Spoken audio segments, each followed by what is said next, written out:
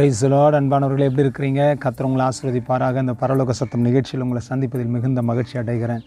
நான் தமிழ்நாட்டில் என்னுடைய சொந்த ஊரில் அப்பா அம்மாவை பார்க்கும்படி வந்தேன். அப்பா இறந்துட்டார், அம்மா இருக்கிறாங்க. அம்மாவை பார்த்துட்டு போகலான்னு வந்தேன். கர்த்தர் நல்லவர். சில ஊழியங்கள் இருந்ததுனால அப்படியே உங்களை பார்க்கலான்னு அப்படி வந்தேன். பாருங்கள், இந்த கிராமத்தில் நான் சில வீடியோவில் உங்களுக்கு காட்டுறேன் பாருங்கள்.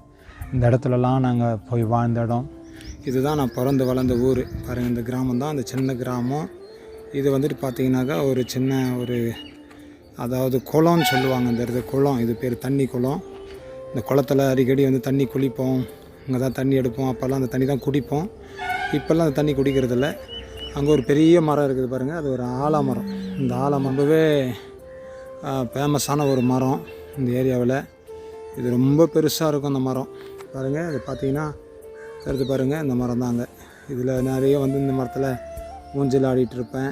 சின்ன வயசில் ரொம்ப இது ஆடி விளாண்ட ஒரு இடம். இந்த இடமெல்லாம் பார்த்தீங்கன்னாக்கா அப்படி பாருங்கள், இதெல்லாம் இந்த குளத்தினுடைய கரை எல்லாம் ஃபுல்லு ஒரு வில்லேஜ், ஒரு கிராமம். அது மரங்கள், இந்த மரத்துங்களெல்லாம் தேங்காய் பனங்காய் வெட்டி. இப்போ பாருங்கள், தேவனுடைய பிள்ளைகளே, ஒரு விஷயத்தை உங்களுக்கு நான் காட்டுறேன். இது என்னன்னா ஒரு மலை. இந்த மலையில் இது பாருங்கள், அங்கே ஒரு டெம்பிள் இருக்குது பாருங்கள். அந்த டெம்பிளில் தான் இப்போ பார்த்தீங்கன்னா தெரியும் பாருங்கள், அது இருக்குது பாருங்கள் டெம்பிள். இந்த டெம்பிளுக்கு தான் நான் அடிக்கடி போயிட்டு அப்பப்போ நான் ரட்சிக்கப்படத்துக்கு முன்னாடி போயிட்டு மொட்டை அடிச்சுட்டு வருவேன். வருஷத்தில் 2-3 டைம் போய் அந்த கோயிலில் போய் மொட்டை அடிப்பேன். இந்த மலை எங்கள் ஊர்லேருந்து கிட்டத்தட்ட ஒரு 5 கிலோமீட்டர் தூரத்தில் இருக்குது. அதனால் இதுதான் நான் இருந்த இடம். இந்த மலை பகுதியிலலாம் போய் நான் சின்ன வயசில் இந்த மஞ்சுங்கெல்லாம் அறுப்பேன். நிறைய விளையாடுவோம் பசங்க. நிறைய காரியங்கள் இந்த இடத்துல நாங்கள் செய்வோம்.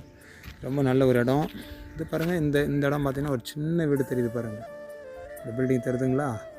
இந்த பில்டிங் தான். இதுதான் நான் படித்த ஸ்கூல். 1ஆம் கிளாஸ்லேருந்து 5ஆம் கிளாஸ் வரைக்கும் இந்த ஸ்கூலில் நான் படித்தேன். 5ஆம் கிளாஸுக்கு மேலே பக்கத்தில் ஹையர் ஸ்கூலுக்கு நான் போயிட்டேன். இந்த கிரவுண்டில் தான் நான் விளையாடுவேன். சின்ன வயசுலலாம் விளையாடுவேன். இந்த இடத்துல தான் நான் இருப்பேன். ஸோ கர்த்தருடைய கிருபை இதெல்லாம் நான் பிறந்து வளர்ந்த ஒரு ஊருன்றதுனால உங்களுக்கு ஒரு வீடியோ போடலாம் தான் நான் இதை போட்டுட்டுருக்கிறேன். ஸோ தேவனுடைய பிள்ளைகளே, இந்த பட்டி தொட்டி கிராமத்தில் பிறந்து வளர்ந்து ஆண்டவர் கிருபையாக எனக்கு ஒரு பெரிய ஆசீர்வாதத்தை கொடுத்து கர்த்தர் நடத்தினார். கர்த்தருடைய நாம் மையப்படட்டும். நீங்கள் பாருங்கள், இதெல்லாம் ஒரு பெரிய ஆசீர்வாதமான ஒரு பகுதியாக கர்த்தர் நமக்கு ஆசீர்வாதத்தை கொடுத்தார். இந்த கிராமத்தில் தான் கர்த்தர் என்னை ரட்சிப்பு கொடுத்தார். கர்த்தருக்கு மகிமை உண்டாகட்டும். God bless you. பார்த்தீங்களா, இந்த டெம்பிள், இந்த ஆலமரம், இதெல்லாம் நான் வாழ்ந்த, அதாவது நான் இருந்த ஒரு பகுதி. இந்த கோயிலுக்கெல்லாம் போவேன், வருவேன். ஆம், கர்த்தருடைய பிள்ளைகளே, பார்த்தீங்களா, இதுதான் ஒரு வசனத்தை உங்களுக்கு வாசிக்கிறேன் பாருங்கள். ஏசாயா 42ஆம் அதிகாரம் 7ஆம் வசனம். கர்த்தராகிய நான் நீதியின்படி உம்மை அழைத்து உம்முடைய கையை பிடித்து உம்மை தற்காத்து உம்மை ஜனத்திற்கு உடன்படிக்கையாகவும் ஜாதிகளுக்கு ஒளியாகவும் வைக்கிறேன். கர்த்தருடைய பிள்ளைகளே, கர்த்தர் சொல்லுகிறார், உன்னை ஜனத்திற்கு உடன்படிக்கையாகவும் ஜாதிகளுக்கு ஒளியாகவும் வைக்கிறேன். இந்த கிராமத்தில், எங்கள் ஊரில் இயேசு பற்றி சொல்கிறது யாருமே கிடையாது. இந்த கிராமத்தில் ஆண்டவர் என்னை சந்தித்தார். ஆண்டவர் என்னை ரட்சித்தார். அவருடைய ரட்சிப்பை கொடுத்து ஆண்டவர் என்னை பெங்களூர் பட்டணத்திற்கு, கர்நாடகாவுக்கு என்னை கொண்டு போய் பெங்களூர் பட்டணத்தில் ஒரு ஊழியக்காரனாய் கர்த்தர் ஆசீர்வதித்தார். ஒரு சபையை கொடுத்து, ஆத்துமாக்களை கொடுத்து, எல்லாத்தையும் கொடுத்து கர்த்தர் என்னை ஆசீர்வதித்து உயர்த்தினார். ஒரு சின்ன கிராமத்தில் பிறந்தவன். இந்த ஊரில் சாப்பாட்டு கஷ்டப்பட்டது உண்டு.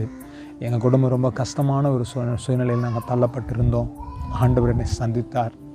பிரியமானவர்களே, வசனம் தெளிவாய் சொல்லுகிறது, உன்னை ஜனத்திற்கு உடன்படிக்கையாகவும் ஜாதிகளுக்கு ஒளியாகவும் வைக்கிறேன் என்று கர்த்தர் சொல்லுகிறார். அந்த வசனத்தின்படி என்னை ஜனத்திற்கு உடன்படிக்கையாக வச்சார். இந்த கிராமத்தில் இருக்கிற ஜாதிகளுக்கு என்னை ஒளியாக கர்த்தர் வைத்தார். இந்த கிராமத்தில் நிறைய பேர் அடிக்கடி என்கிட்ட ஜெபம் பண்ணிக்குவாங்க. பிசாசு பிடிச்சிருந்தா, ஒருவேளை உடம்பு சரியில்லாமல் இருந்தால், பலவீனம் இருந்தால் என்னை கூப்பிட்டு ஜெபம் பண்ணிக்குவாங்க. இந்த கிராமத்துக்கே ஒரு ஒளியாக கர்த்தர் என்னை ஆண்டு ஆசீர்வதித்தார். ஆம், தேவனுடைய பிள்ளைகளை, கர்த்தரை நம்பும் பொழுது ஆண்டவர் நம்மை உயர்த்துகிறார். சிறியவனை புழுதிலிருந்து எடுத்து எளியவனை கொப்பையிலிருந்து உயர்த்துகிறார் என்று வேதம் சொல்லுகிறது. அவரை சார்ந்து கொள்ளும் பொழுது கர்த்தர் நம்மை உயர்த்தி ஆசீர்வதித்து மேன்மையான ஸ்தானத்தில் கர்த்தர் வைக்கிறார். ஆகினால கர்த்தருடைய பிள்ளைகளே, இந்த வசனத்தின்படி நீங்கள் ஆண்டவருடைய சமத்தில் நீங்கள் அவரை பிடிச்சிங்கன்னா போதுங்க. உங்களை கையை பிடிச்சி அவர் அழைத்து உங்களை நடத்தி உங்களை மேன்மைப்படுத்துவார். ஜெபிக்கலாமா கர்த்தருடைய பாதத்தில்? தகப்பனே, இந்த நல்ல வேலைக்காக உமக்கு நன்றி அப்பா. இந்த கிராமத்தில் என்னை சந்தித்து, என்னை ரட்சித்து, என்னை ஆசீர்வதித்து, இந்த கிராமத்தில் என்னை மேன்மைப்படுத்தி வைத்திருக்கிறீர். அதற்காக உமக்கு நன்றி ஆண்டவரே. நீர் நடத்தும் இந்த கிராமத்தில் என்னை ஒளியாய் ஆசீர்வாதமாய் வைத்தது போல ஆண்டவரே, இந்த வீடியோ பார்க்குற ஒவ்வொருடைய குடும்பங்களில், அந்த கிராமத்தில், அவங்க இருக்கிற பகுதியில், அவங்க இருக்கிற ஏரியாவில் அவங்களை சாட்சியாக நிறுத்தும்படி நாங்கள் ஜெபிக்கிறோம். உங்களுடைய கரத்தில் நாங்கள் அர்ப்பணிக்கிறோம் ஐயா. கர்த்தருடைய வல்லமை வெளிப்படட்டும். ஆசீர்வதித்து பிளஸ் பண்ணுங்கள்.